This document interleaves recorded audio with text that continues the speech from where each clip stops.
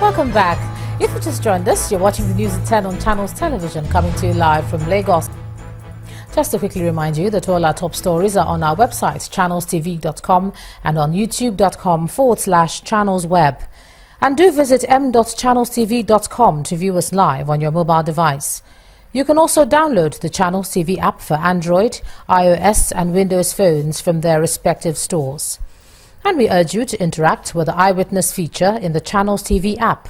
If you have pictures or videos to share with us, tap the app on your device, swipe to reveal the Eyewitness menu, and follow the instructions. Airtel, the smartphone network.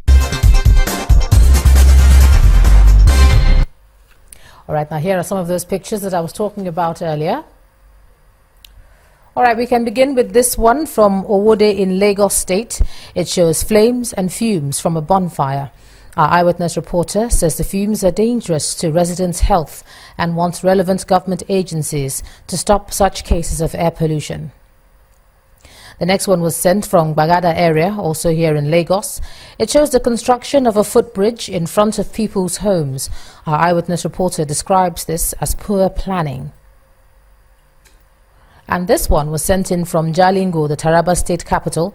It shows people whom our eyewitness reporter says are waiting to buy fuel owing to the lingering scarcity of the product. And we end with this photo showing an NNPC dispensing unit selling fuel at 160 naira per litre in Delta State. Our eyewitness reporter calls on DPR to arrest those responsible.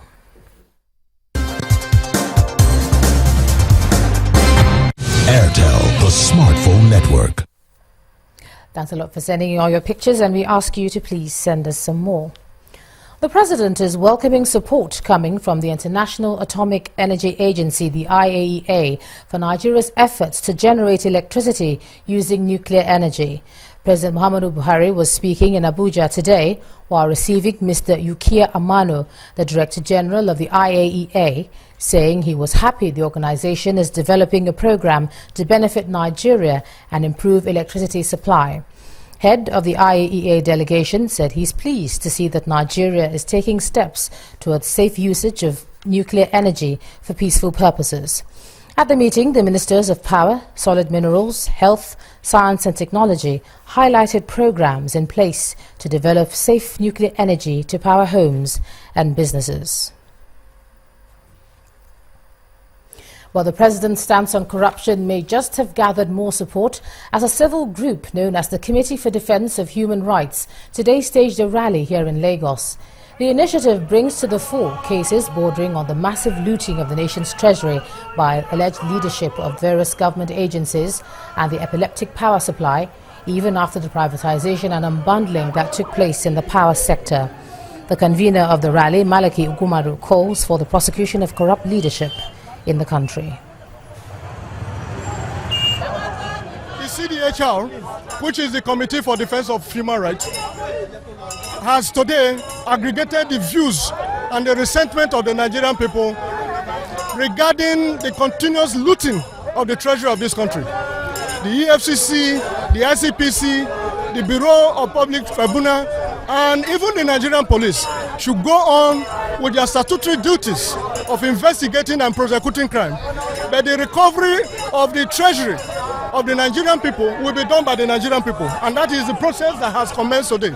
We have the privilege as CDHR to drive and articulate the position of the people. Essentially, the government has a duty, an abiding duty too, to cancel the privatization exercise, because what we have is a delivery of endless darkness, and that is the essence. Move on to legal matters. A prosecution witness has testified against the former Chief of Defence Staff, Air Chief Marshal Alex Bade, giving details of how he allegedly helped him divert and launder funds. The witness, the former Director of Finance in the Nigerian Air Force, Air Commodore Salusi Ibrahim, told the Federal High Court that monies were transferred from the Nigeria Air Force account domiciled at the headquarters, changed to US dollar bills, before he delivered them to the former defense chief. Our correspondent Amaka Okafor reports. Former Chief of Defence Staff Air Chief Marshal Alex Bade at the Federal High Court exchanging pleasantries with his team of lawyers. At At the beginning of the proceedings, as the prosecution was about to call its witness, counsel to the former defense chief, Mr. Samuel Zibiri, told the court that he had an application challenging the jurisdiction of the court. He told the court to hear his application first before going on to the substantive case. Prosecutor Rotimi Jacobs, however, opposed the request. The trial judge, Justice Okon Abang, in a short ruling, directed the prosecution to reply the application filed by the accused and that a ruling will be delivered on the application on the same day judgment in the case will be delivered. You see that all these antics, former antics in our practice, all those things have been taken care of in the Administration of Criminal Justice Act. It's a good development. We appreciate what the court did in upholding the legislation. With that out of the way, the first prosecution witness, a former director of finance in the Nigerian Air Force between 2010 and 2013, Air Commodore Salisu Abdullahi, told the court of how he bought houses for the former chief of defense staff, who was then the chief of air staff. According to him, he helped the former defense chief buy a retirement home in the Maitama area of Abuja in 2013 in the sum of 1.1 billion naira in the name of one Iyalikam, a company owned by the former defense chief. He also testified that with the help of one engineer, Mustafa Yerima, he also helped the former defense chief to build a plaza in the Wuse 2 area of Abuja, worth between 900 million naira and 1 billion naira. The witness also gave testimonies on how he also helped the former defense chief buy 2 other properties for 650 million naira in the Wuse area of Abuja and another property for his son in the Kado area of Abuja for 260 million naira, while he also paid 60 million naira for the renovation of the said property and another 90 million naira for furnishing of the house. He recounted that another property was bought by him for the former defense chief in his home state of Adama at 150 million naira and yet another property for his first son at the sum of 330 million naira in Abuja from the said salary balance which was obtained every month. Air Commodore Abdullahi also told the court that he bought 2 other properties in Kaduna State for the former defense chief, all through third parties. He however told the court that he rejected the sum of 130 million naira which was allocated to him monthly. The defense lawyer, however, asked for an adjournment to enable him prepare to cross-examine the witness and also because he was not feeling well. It's okay. It's okay. The trial is going on well.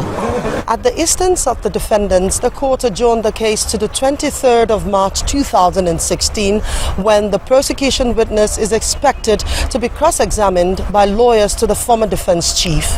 Amaka Okafo, Channels Television News. All right, let's cross over to Abuja now. We're joined by Yemisi Ikbaye. Hi, Yemisi. Hello, Ijoma, and welcome to the nation's capital. We in Abuja do hope that the Rivers rerun election produces the people's choice and is free of violence. Reactions have been trailing the Gender and Equal Opportunities Bill, which came under the hammer of the Senate yesterday, as lawmakers threw out the bill, which seeks to eliminate all forms of discrimination against women. Some lawmakers oppose the bill on the ground that it contravenes sections of the 1999 Constitution. Correspondent Linda Akigbe examines the reactions trailing the rejection of the proposed legislation. The House is also aware that CBN has executed and continues to execute various intervention projects in different sectors of the economy, running into over 1.233 trillion naira. These projects include 1. Commercial agricultural credit schemes amounting to 200 billion. 2. Power and aviation sectors intervention fund amounting to 300 billion. 3. Micro, small and medium enterprises development fund of 220 billion. The House is further aware that the above sums are part of the sum of 2.02 trillion set aside by the CBN as intervention fund for operators in the various sectors of the economy to access. The House observes that given that the CBN intervention in any particular sector is synonymous with a declaration of a state of emergency in that sector, it is therefore expected that there will be an expeditious handling of such projects with noticeable impacts.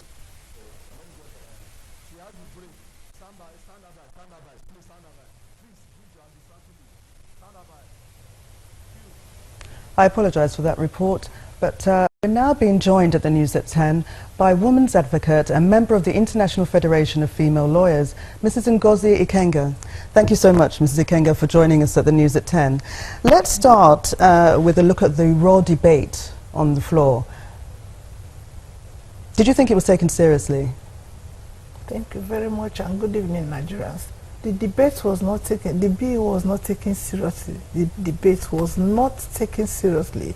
It was just like one of those jokes that were cracked at the floor of the House the other day by the Senate leader that advised the Senate president on a day that women world over are being celebrated to take a second wife. That was degrading on womanhood. And it was a bizarre, the way they threw off the bill. Just like that. Did you give it a second thought on? Did you think it would be discarded so quickly? What were your initial thoughts? It is an idea. It has been formed. It cannot be thrown out like that. It cannot die. It has come to be. Women are still pushing on, and will continue to push on. That will be given our place. We are not begging for it. We are advocating for it.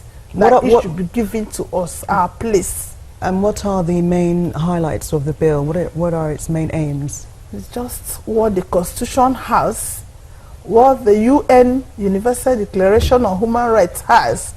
Equality in everything. Equality in marriage, equality in education, equality in workplaces. Just equality.